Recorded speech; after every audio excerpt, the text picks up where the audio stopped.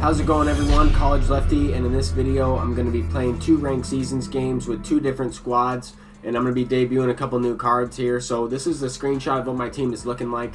I went ahead and put Billy Hamilton in center field and Kevin Kiermaier in right field just because I was kind of using some guys that were poor on defense out there, and now since I've played a few games I realized how much fielding matters, especially in the outfield.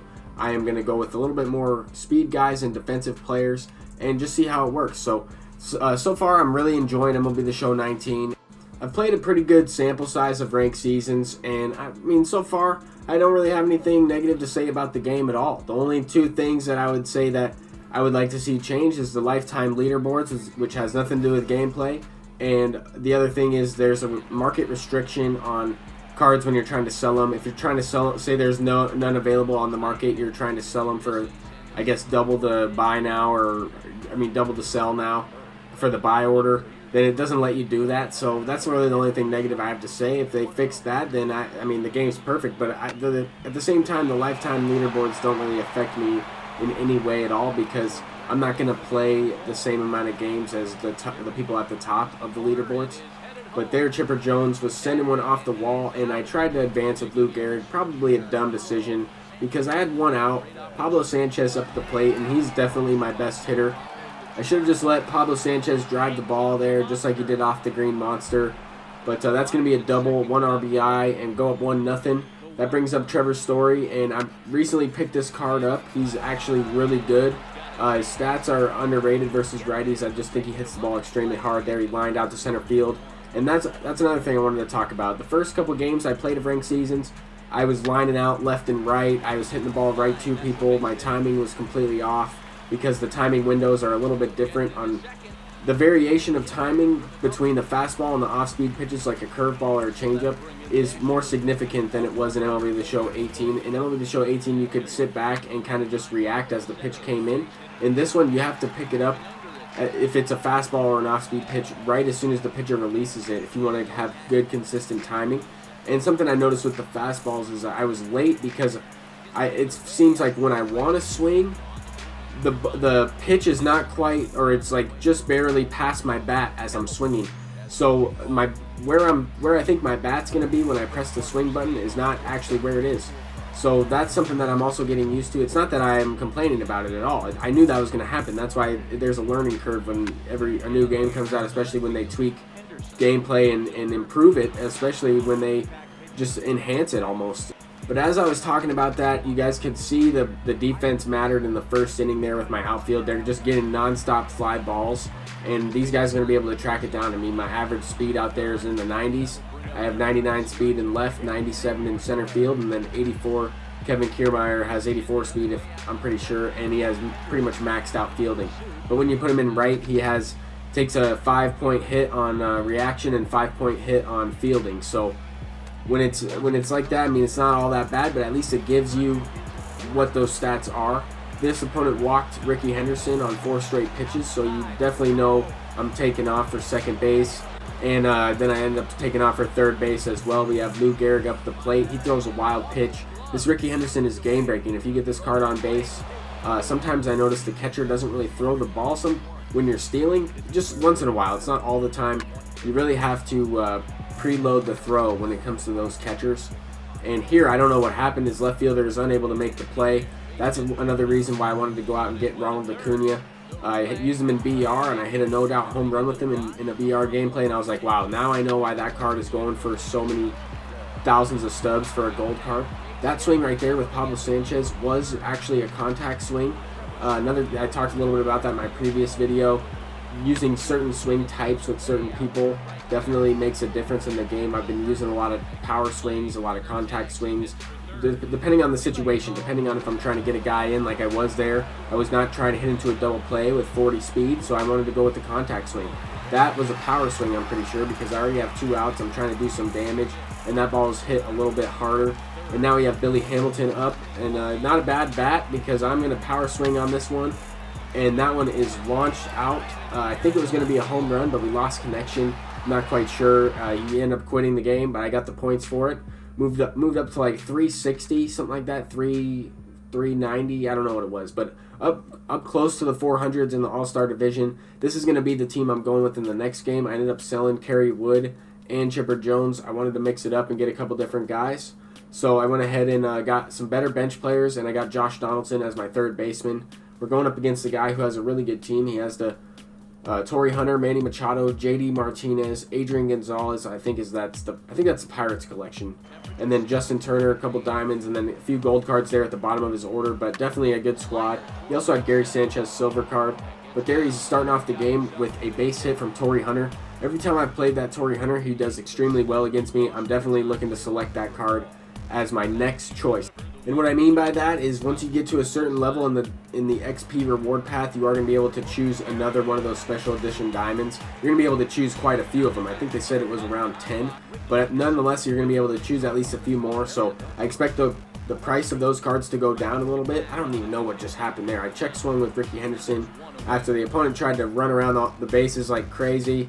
But anyway, I don't think those special edition diamond cards are going to go for all that much towards once more people unlock them along the way, especially once they get at least like 3 or 4 of them. I think the prices are going to die down for those, but hey, keep that in mind if you're trying to build up a budget team. Wait for those prices to drop and try to use a whole team of those guys if you can. They're solid diamonds. Some of them I noticed aren't as good as some of these gold cards. Some of these gold cards are a little bit, I mean, they just play a little bit differently. Like that Acuna, for example, Trevor Story. I wasn't playing that well with some of those diamonds that I even had, like Chipper Jones. I was thinking about selling Lou Gehrig because I haven't really hit a home run with him yet. These other guys I've been hitting home runs, but I also know that there aren't as many home runs in the game. Like this one, that could have been sent out in MLB The Show 18, probably would have been. But off the wall with Trevor Story there, that's going to be a double. I think that's amazing to have that 88 speed. I had Nelson Cruz, so now I'm just using him off the bench, and a couple other guys. There's Josh Donaldson. Josh Donaldson's making his debut, and that's going to be a double off the wall. I wasn't sure if Torrey Hunter was going to get to that one, but he was running in. I was wondering if it was lagging or something, but I was able to run home there. And now we have Carlos Correa, who I started off really slow with. There we saw J.D. Martinez had a bad reaction to that one. I tried to test him because of that, but he still throws me out the plate. 23 speed, not going to be enough. You need at least like 50 speed. Even though that Josh Donaldson is amazing, that's the one thing that is lacking is that speed. But his card has 80 plus power versus both sides. That card's an absolute beast. Here's Lou Gehrig. I'm trying to hit a home run with him, and I thought this one had the chance, but it is not going to be deep enough. It's going to be a double. At least it wasn't caught. It was a ground rule double there. Pretty nice how the ball bounced over. I noticed that the balls aren't trampoline affecting off the wall. There, Torrey Hunter robs me of a 2-run shot. Ronald Acuna sent one out, and Torrey Hunter robbed it. Now the scoreboard's all jacked up. It says I have 2 runs, even though that would have been a 2-run shot and put it to 3 runs. For some reason, whenever he was pausing, the opponent kept pausing it because at the pause screen it said 1 more run than what I originally have. So it said 2 runs. It was all confusing, man. It could have been 3, but it said 2. On the scoreboard out there in left field, it says I have another run, but it says 1 on the right side. As I'm saying that, he sends one out. I threw back-to-back cutters on the inside corner, and the second one did not get inside enough, and he hit it good with that Adrian Gonzalez. Did not realize that Adrian Gonzalez has over 100 power facing righties. That card in last year's game, every version of Adrian Gonzalez was nerfed and didn't have any power, so I thought it wasn't a threat at all, and I gave up a 2-run shot. And then a back-to-back home runs there. Justin Turner hit one out. Then I hit one out with Pablo Sanchez. So just as I'm saying that there aren't as many home runs hit, we're sending home runs out left and right. He's robbing my home runs. I don't know. So it took me quite a few games before I started to hit the ball hard consistently. But this is Trevor Story once again. I have a couple guys on my team with 88 speed or around the 88s. So it sometimes looks like 99, sometimes looks like 88. So I have to pay attention to what I got going on the bases. But nonetheless, I do have quite a bit of speed on my team. Josh Donaldson's sending one into right field, a laser beam. I'm not going to be able to advance because that ball is hit way too hard. Carlos Correa up now with the chance to drive this runner in. I don't know where I missed that one. This is what I mean. Like at the beginning of the game, the first couple games, I was getting frustrated with those swings because I want those to be gone like every time. And in MLB The Show 18, they weren't home runs. But at the same time, like I'm having so much fun playing this, and I wasn't on it all the way. Like, my PCI was slightly off of it. You guys won't be able to see it because my face is blocking it, but you really have to square the ball up consistently. And this Carlos Martinez, this was the first time I'm using him. This is another debut. Very good pitcher for me so far. Even though I did give up that 2-run homer, or gave up another run or 3-run shot, but yeah, the 2 home runs. It's all right. I mean, I thought that card was pretty effective. His changeup is good. The only thing that worries me is that the Cardinals are going to put him in the bullpen and he's going to become a closer. So I'm going to have to keep in mind another starter or sell that dude once he becomes a closer. Here I'm pinch hitting Joey Gallo, the absolute GOAT. I can't believe I just missed that sinker right down the middle of the plate. And then I got on top of this one. I know that it's going to be tough to make good contact with this Joey Gallo because his contact attributes are low. But at the same time, the power, I can't pass it up. That defense, he actually has pretty good defense. Plays a variety of positions. I needed the power on my bench as well. But Ricky Henderson is hitting one into center field. That was also a contact swing. And Torrey Hunter is not coming up with the dive and grab that time. I was able to get the third base on the triple there. Lou Gehrig up. And I'm trying to take advantage of this situation. I'm trying to score this run. I fouled that one off. I thought that was going to be a pop-up to the catcher. Luckily it wasn't, but I was late on that one. That's one of the ones where when I'm pressing the X button, I think same thing here. I'm pressing the X button. I'm trying to wait on it, go the other way. But when I'm swinging the bat, my guy is not swinging the bat, or he's not swinging the bat in the zone where I think he's going to be swinging. Anyway, Ricky Henderson, 99 speed. He's scoring.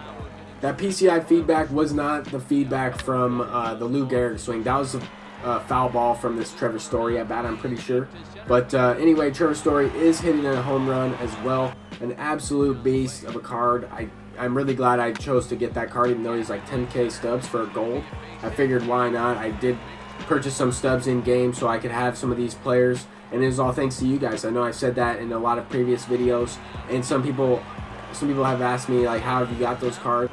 And I just tell them I've been creating content for the past year or so, and all the money that I've earned, I've put it back into the stream, whether it's equipment, whether it's to the videos, whether it's to, you know, stubs like this for the new game, whether it's this actual game itself, all the stuff that all the support from you guys watching the content, donating on the stream, subbing over there on Twitch and stuff like that, all of that, it goes right back into the stream. I can't thank you guys enough, and it allows me to do what I'm doing. It allows me to take care of the things that I need to take care of when I'm going to school for my master's degree, not really getting paid to work my job, but I'm getting paid in the sense of a free master's degree. So that's kind of how I'm making a living right now, and it helps me out a ton. So I just want to say thank you guys so much for the support. That's why I've been able to put some money out there for this game. And I'm trying to hit a little bit better. I'm coming along. I'm trying to get the best gameplay for you guys. I wasn't able to score every inning, and there you guys could kind of see where the score was messed up. It said I was up 7-3, but then when we go back into the game, it now says 6-3. But that's only because Torrey Hunter stole a couple runs from me earlier, but he's not going to get to that one. That one's going to be sent into the gap. Pablo Sanchez hitting another base hit. Ever since I switched his swing to, what's his name, Aldaberto Mondesi, or something like that. It was Raul Mondesi. I like Raul Mondesi a lot better. I'd be curious to hear the correct pronunciation of that name. I'm just interested. But there, Trevor Story sending one into the gap for a triple.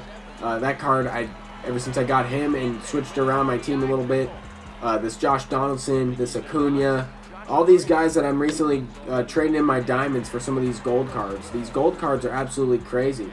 I recently picked up Matt Olson. I don't have him on this squad right for this gameplay, but I'm going to be using him on the bench. I might go ahead and sell Lou Gehrig if he doesn't start hitting bombs, but I think it's just me.